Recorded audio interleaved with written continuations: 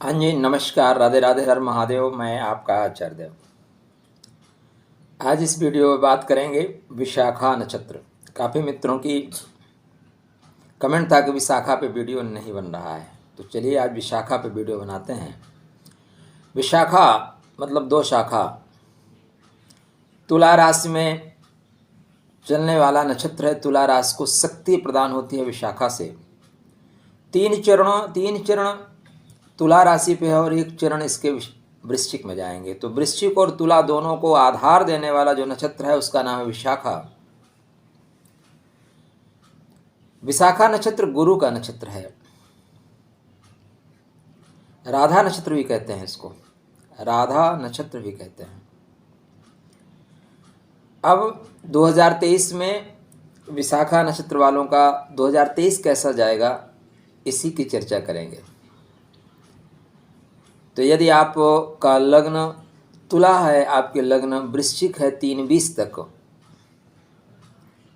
आपके चंद्रदेव 20 डिग्री के बाद तुला में चल रहे हैं और 3-20 डिग्री तक वृश्चिक में चल रहे हैं, तब आप विशाखा नक्षत्र में आपने जन्म लिया है।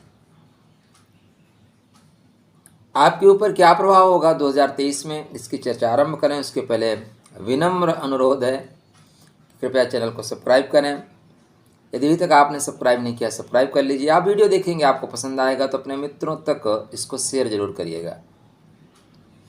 ज्योतिष मंजरी नक्षत्रवाणी ज्योतिष को समर्पित नक्षत्र है, वो ज्योतिष को समर्पित चैनल है, नक्षत्रों को समर्पित चैनल है।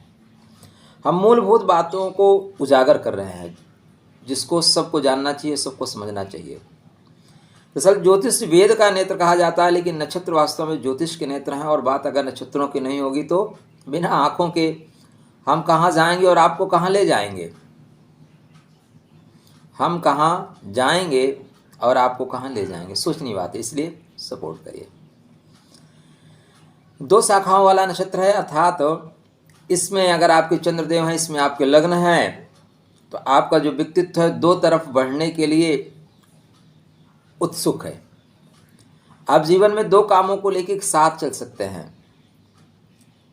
और ये दो काम कौन है? देखिए, जो साधना है वो आपको इस जीवन में संसार और आध्यात्म दोनों को साध लेना है। दो शाखाएं हैं आपके पास। दो शाखा किस लिए?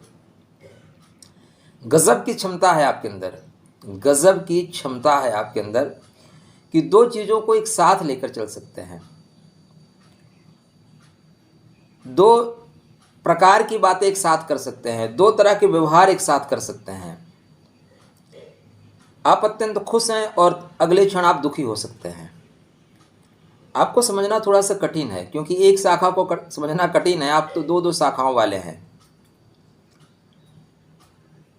देवता जो है आपके इंद्र की शक्ति प्राप्त है, अग्नि है, अग्नि की शक्ति प्राप्त है। 4 तारा हैं। 4 तारा क्यों हैं? धर्म, अर्थ, काम, मोक्ष। 4 ही क्यों है भाई? तो धर्म से स्टार्ट करिए, मुक्ति तक जाइए। गुरु का नक्षत्र है और गुरु का द्वितीय नक्षत्र है। पहला जो पुनर्वसु नक्षत्र होता है वो बार बार कहता है बार बार प्रयास करो। क्या करो? बार बार प्रयास करो। एक बार में काम नहीं होगा, बार बार प्रयास करो। विशाखा में आते ही बोलता है अपने आप को दो शाखाओं में बांट दो। संसार को साधो, लेकिन आध्यात्म को भी साधो। क्योंकि अंत क्या है? अंत तो आध्यात्म ही है। अंत तो क्या है? मुक्ति ही है। इस जेल को तोड़कर भाग ही जाना है। संसार सागर में रहने के लिए थोड़ी ना आए हैं, इस संसार से जाना ही जाना है। तो उसका ध्यान रखो। गुरु आपको संसार में रहना सिखाता है और गुरु आपको संसार से मुक्त होना भी सिखाता है। इसके बाद गुरु का पूर्व भाद्रपद नक्षत्र है, अंतिम नक्षत्र, मुक्ति के घर में है। किसके घर में? मुक्ति के घर में। और तुला राशि का ये देखें ना तो बैलेंस करने का नक्षत्र है। किसका? बैलेंस करने का नक्षत्र है।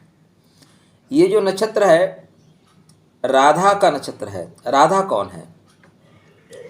राधा मुक्ति की आधार हैं, मुक्ति के स्रोत हैं।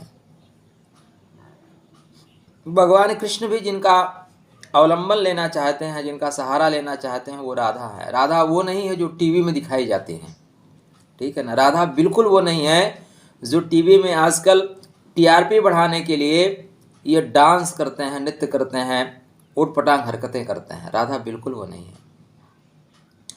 भगवान कृष्ण 7 वर्ष, लगभग 5 से 7 माह 13 दिन तक ही वृंदावन में रहे हैं। 7 से 8 वर्ष का बच्चा कितना विहार करेगा, या क्या जो ये लीलाएं दिखा रहे हैं, इनको नरक होगा महाराज। भगवान का ये टीआरपी बढ़ाने के लिए उटपटांग हरकतें करते हैं, इनको तो नरक होगा। तो राधा वो नहीं है जो टीवी में दिखाया जा रहा है। राधा मुक्ति की धाम है। राधा वो एनर्जी है जहाँ पे पहुँचने के बाद कुछ पाना शेष नहीं है, सब कुछ है वो। और उसी एनर्जी को पाने के लिए भगवान कृष्ण भी प्रयासरत रहते हैं। जब एनर्जी मिल जाती है तो शक्ति प्राप्त कर लेते हैं, बोलते हैं अब हो गया, अब इस संसार सागर में हम जो भी करने के लिए आए हैं वो कर ले जाएंगे। जैसे राधा की एनर्जी उनको प्राप्त होती है, वो फिर कंस का दमन करने के लिए निकल पड़ते हैं। तो वो एनर्जी है, वो शक्ति है, व्यापना शक्ति। कौन सी शक्ति नक्षत्र लेके चलता है? व्यापना शक्ति, फलों की प्राप्ति करना। जो कुछ भी आपको फल चाहिए वो कर्म के द्वारा प्राप्त कर सकते हो, ये व्यापना शक्ति का प्रभाव है। इस नक्षत्र में जो दिशा है ना, दक्षिण।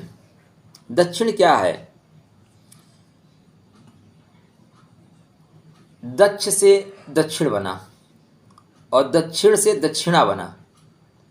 जो आपके अंदर दक्षता है ना, वो आपको सिद्धि दे देगी, और सिद्धि दे देगी तो आप फिर क्या हो जाएंगे? दक्षिणा के पात्र हो जाएंगे। दक्षिण दिशा एनर्जी की दिशा है, साधना की दिशा है। किसकी दिशा है? साधना की। लेकिन दक्षिण दिशा थोड़ी सी खतरनाक है। आप अपने शरीर क्षेत्र में देखें तो दक्षिण दिशा मूलाधार की तरफ की दिशा है। तो इसलिए आप इस नक्षत्र में पैदा हुए हैं तो सावधान रहिए, कहीं आपकी एनर्जी जो है दक्षिण दिशा में न चली जाए। हमने एक वीडियो बनाया था, शिव देख रहे हैं आपको, उसमें देखिए जब तक कार्तिकेय भगवान शिव के सानिध्य में, माँ पार्वती के सानिध्य में रहते हैं, उनकी एनर्जी बहुत अच्छी रहती है।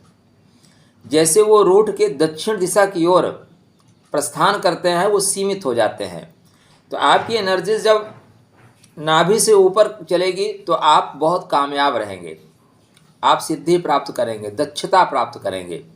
लेकिन आपकी एनर्जी जैसे नाभि से नीचे मूलाधार की ओर लौटना शुरू हो जाएगी तो आप धीरे धीरे दबना शुरू हो जाएंगे, धीरे से दब जाएंगे। तो दक्षिण दिशा को खराब कहा गया है ना। हमारे यहाँ कहते हैं दक्षिण दिशा में मुख नहीं होना चाहिए, दक्षिण दिशा की ओर बैठ के ये मत करो। दरअसल उसकी मेन थीम जो है ना, वो ये है कि दक्षिण दिशा मतलब आपके जो एनर्जी लेवल है वो दक्षिण दिशा में जाएगी तो मूलाधार में वापस आ चली जाएगी, और मूलाधार से वापस लाना कठिन होगा। इसलिए दक्षिण दिशा का निषेध किया गया है। तो 2023 आपके लिए कैसे जाने वाला है? तो 2023 आपका 2022 से बेहतर जाएगा। 2 तरह के आपको परिणाम मिलेंगे। यदि आप 20 अंश से आगे बढ़ रहे हैं तुला राशि में तो आपको परिणाम दूसरा मिलेगा। लेकिन वहीं वृश्चिक में आप प्रथम नवांश या प्रथम चरण में हैं, 3-20 तक हैं, तो आपको दूसरा फल मिलेगा। विशाखा के 4 चरण हैं। पहले जो चरण है वो उसका मेष नवांश में मिलेगा, मतलब मंगल के नवांश में मिलेगा। तो यदि आप प्रथम चरण में उत्पन्न हुए हैं तो कोई संदेह नहीं है कि 2023 में आपको सफलता ना मिले। देखिए, हम जब कोई चीज़ को यहाँ पे कहते हैं तो वो एक मोटा मोटा आकलन होता है। कौन सा आकलन होता है? मोटा मोटा। 100% श्योरिटी नहीं है जी, क्योंकि वो 100% जो श्योरिटी वाली बात है ना, वो आपके बर्थ चार्ट पे क्लियर होगी। ज्योतिष में कोई भी प्रेडिक्शन एक बिंदु को लेके की ही नहीं जा सकती। कोई भी आप विवरण देंगे उसके लिए मोटे मोटे 3 पार्ट, और परिपूर्णता को पहुंचाने के लिए 6 बिंदुओं को देखना पड़ता है। अब ऐसे में हमने कह दिया कि अगर आप प्रथम नवांशा में पैदा हुए हैं तो आप सफलता 100% प्राप्त करेंगे। तो सफलता आपके प्राप्त करने के चांसेस तो ज़्यादा बनते हैं, डेफिनेटली बनते हैं, कोई डाउट नहीं है कि ना बने। लेकिन आपको अपना बर्थ चार्ट भी चेक करना पड़ेगा, महादशा अंतर्दशा चेक करनी पड़ेगी। आपकी कुंडली में बहुत अच्छे योग हों, लेकिन सही समय पे महादशा अंतर्दशा ही ना आए तो क्या करेंगे? आप कुछ नहीं कर पाएंगे। जो सफलता आपको आकाश की ऊंचाई प्राप्त करा सकती थी वो मिडिल में ले जाकर एडजस्ट कर देगी। इसलिए अपने बर्थ चार्ट को चेक करिए। मैंने स्टार्ट किया है देवोलाजी पे, वहाँ पे आइए, अपना खुद चेक करना सीख जाइए, सीख लीजिएगा। मेरा वादा है आप सीख लेंगे। आइए वहाँ पे। नहीं समझ में आता दिए हुए नंबरों पर संपर्क करिए। हम और हमारी टीम पूरे आपकी सेवा के लिए तत्पर है। विशाखा नक्षत्र के द्वितीय नवांशा में आप पैदा हुए हैं तो आपको शुक्र का नवांशा मिलेगा, वृष नवांशा मिलेगा, वृषभ नवांशा मिलेगा। तो 2023 देखिए, अगर आप प्रथम नवांशा में पैदा हुए हैं तो लाभ आपको बहुत होगा। 2023 में लाभ होने वाला है। लाभ के दृष्टिकोण से आपका बहुत बेहतर समय है। और अप्रैल के बाद आपका भाग्योदय हो रहा है। अप्रैल के बाद आपका भाग्योदय होगा। लेकिन ध्यान रखिएगा, भाग्योदय के लिए आपको घोड़े की तरह दौड़ना पड़ेगा। किसकी तरह? घोड़े की तरह। अगर आप घोड़े की तरह दौड़ सकते हैं, आलस्य का परित्याग कर सकते हैं, तो प्रथम चरण में, विशाखा के प्रथम चरण में पैदा हुए जातकों का भविष्य 2023 में बहुत बेहतर है। अगर आप नहीं दौड़ेंगे तो नहीं सुप्तस्य सिंहस्य प्रविशन्त मुखे मृगा, नहीं, संभव नहीं है जी। कर्म तो करना पड़ेगा। द्वितीय नवांशा में पैदा हुए हैं तो आपके लिए निश्चित रूप से 2023 सरकार से लाभ, पिता से लाभ, आपके भाग्य का उदय, पूर्व जन्म के जो शुभ कर्म हैं उनका उदय। भाग्य क्या है? भाग्य पूर्व जन्म के शुभ कर्म हैं, वो एफडी है आपके, जो समय पे टूट जाए, वही भाग्य है आपका। तो भाग्य का उदय होगा। यदि आप तृतीय नवांशा में पैदा हुए हैं तो संघर्ष करना पड़ेगा। सबसे बड़ा संघर्ष ये है कि आपके अपने स्वास्थ्य को ध्यान में रखना पड़ेगा। तृतीय नवांशा में मतलब विशाखा के तृतीय चरण में यदि आप पैदा हुए हैं और तुला के अंतिम नवांशा में आप पैदा हुए हैं, तुला के अंतिम चरणों में, नवांशा नहीं, अंतिम चरणों में, तब आप जागृत हो जाइए। स्पीड का परित्याग कर दीजिए, गति का परित्याग करिए। मैंने पहले लाइन में बोला कि आप घोड़े की तरह बन जाओ, लेकिन यहाँ पे आपको स्पीड कम करनी होगी। थोड़ा सा अपने आप को जागृत रखना होगा, क्योंकि 20 फरवरी के बाद और अप्रैल के आसपास दुर्घटना के योग बन रहे हैं। किसके योग बन रहे हैं? दुर्घटना के योग बन रहे हैं। चोट लगेगी आपको। कहाँ पे लगेगी वो भी बता दूँ? कहाँ लगेगी? तो हाथों में लगेगी। कहाँ लगेगी? हाथों में। तो सावधान रहिए, कम लगेगी। सावधान नहीं रहेंगे ज़्यादा लग जाएगी। बस इतनी सी बात है। आर्थिक रूप से समय बेहतर होगा। आर्थिक रूप से समय तब बेहतर होगा जब आप अपने पिता से, बड़े भाइयों से, बड़े मित्रों से बेहतर संबंध स्थापित कर पाए तो आपका आने वाला समय आर्थिक रूप से सबल होगा। और यदि आप नहीं कर पाए तो सब, देखिए, हरदम नक्षत्र के की को समझिए, पॉइंट्स को समझिए कैसे होगा। तो जीवन साथी से स्नेह बना के रखिए, जीवन साथी की बातों को ध्यान दीजिए, बड़े मित्र, बड़े भाई, पिता के वचनों का या चाचा वगैरह के वचनों का ध्यान दीजिए। वो आपको जो आइडिया देंगे वो आपके बहुत काम की होगी। आप कोई भी काम करते हैं ना, तो अपने पार्टनर से एक बार पूछ लीजिए। करना आपको अपने मन से ही है, पार्टनर से पूछ लीजिए। इससे क्या होगा? आपके कार्यों में गति हो जाएगी, सफलता मिलेगी। बस दुर्घटना के योग से बचिएगा। अप्रैल से लेकर जून तक आपके आपसी दाम्पत्य जीवन में उठापटक पर्याप्त मात्रा में होगा, पर्याप्त मात्रा में उठापटक होगा। तो इसका भी बड़ा ख्याल रखिएगा, उठापटक ज़्यादा ना होने पाए। यदि आप चतुर्थ चरण में पैदा हुए हैं, चतुर्थ चरण मतलब वृश्चिक राशि, प्रथम चरण 3:20 तक, यदि आपके चंद्रमा 3:20 तक हैं, तब आपको परिणाम क्या मिलेगा? देखिए, चंद्रमा जो हमारे शास्त्रकार कहते हैं निम्न के हो जाते हैं, नीच के हो जाते हैं। उसे नीच शब्द मुझे अच्छा नहीं लगता, तो यहाँ पे ऐसे कह सकते हैं चंद्रमा की एनर्जी डाउन हो जाती है। चंद्रमा जो मन का कारक है, यहाँ बहुत भाग नहीं पाता, स्थिर रहने की कोशिश करता है। तो ऐसे में अब आपका क्या आपको प्रभाव मिलेगा 2023 में? पहली बात, थोड़ी सी ध्यान करना शुरू करिए, ध्यान में जाइए। आने वाला समय आपके लिए टफ है। देखिए मित्र, मैं यूट्यूब जगत में लोगों को थंबनेल लगा के अपने चैनल पे ज़्यादा दर्शकों की संख्या बढ़ाने के लिए नहीं आया हूँ। मेरे वीडियो इसीलिए थोड़े से बड़े होते हैं। यूट्यूब जगत पे एक सिस्टम है कि 5 मिनट का वीडियो बनाइए, बहुत अच्छा चलेगा। नहीं, हमारे वीडियो 100 लोग देखेंगे, 1000 देखेंगे, लेकिन जो देखेंगे वो सीखेंगे। हमारा उद्देश्य थोड़ा सा डिफरेंट है। हम धर्म अर्थ काम के साथ मुक्ति की बात करते हैं। मुक्ति ही हमारा मुख्य उद्देश्य है, इसलिए बातें डिटेल में होंगी। तो यहाँ पे सच आपको सुनना है तो हमारे चैनल पे बने रहिए। झूठी बातें सुनना है तो करिए ये उगलेगी धरती सोना, वहाँ पे आप जा सकते हैं। कर्क नवांश में है। किसमें है? कर्क। 2023 में कर्क के ऊपर जो है शनि का प्रभाव रहेगा। कर्क से शनि अष्टम होंगे और शनि से कर्क खष्टम होगा। तो अगर हम आपके लिए कहें कि कर्क वालों के लिए जाएगा बहुत अच्छा समय, धरती फाड़ कर निकलेगा सोना, तो फिर आप जो सुन रहे हैं आप भी बेवकूफ़ हैं, और फिर मुझे आप क्या कहेंगे? ऐसा नहीं हो सकता। 6-8 का संबंध बन रहा है, खष्टम अष्टम का संबंध बन रहा है। पीड़ा मिलेगी, तकलीफ होगी, अपने आप को चीट करेंगे, अपने खास लोग आपको चीट करेंगे, परेशान करेंगे। क्या आपके लिए कुछ नहीं है? नहीं, आपके लिए भी कुछ है। ऐसा नहीं कुछ नहीं है। क्या है? तो आपके लिए गुरु की कृपा है, आपके लिए आध्यात्म में जाने का मार्ग है। इस समय अगर आप आध्यात्म में जाते हैं तो ऐसी चीज़ें आपके साथ प्रकट होंगी जो सामान्यतः सामान्य जीवन में तो आ ही नहीं सकती। वो चीज़ें इस समय प्रकट हो रही हैं। तो बहुत अच्छा समय है यदि आप अनुसंधान में जाते हैं, आप खोज में जाते हैं, आप वैज्ञानिक हैं, बहुत बेहतर समय है।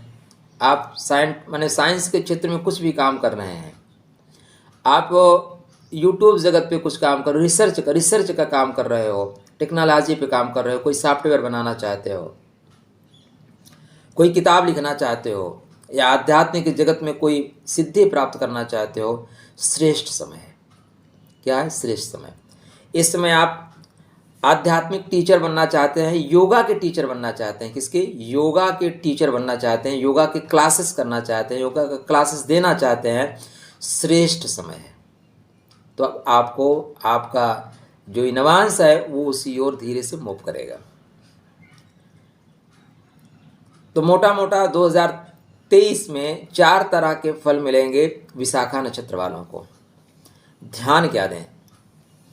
देखिए, सबके लिए अलग अलग दवा होती है। क्या होती है? सबके लिए अलग अलग दवा होती है। एक ही दवा सब में काम नहीं करेगी। दर्द की भी देख लीजिए ना, तो पेट दर्द की अलग होती है, सर दर्द की अलग होती है, और ज़्यादा चोट लग जाए तो उस दर्द की अलग होती है। आप कह सकते हैं दर्द तो एक ही है, खा सकते हैं, लेकिन मज़ा नहीं आता। तो उसी तरह आपके अगर 3 नवांशा में हैं, किस नवांशा में? तुला के प्रथम, द्वितीय, तृतीय, तो गुरु की एनर्जी को मजबूत करिए, लेकिन साथ में माँ लक्ष्मी की आराधना करिए। किसकी आराधना करिए? लक्ष्मी माँ की आराधना करिए। देखिए भैया, बहुत सिंपल सा सिस्टम है। जिसका खाएंगे उसका गाएंगे, उसका गाना पड़ेगा, उसका गाना चाहिए, तभी मज़ा है। लेकिन आप प्रथम नवांशा में हैं, तब आप अपने गुरु को भरपूर मजबूत करिए, नहीं तो चीज़ें आपके पास आएंगी और आके चली जाएंगी।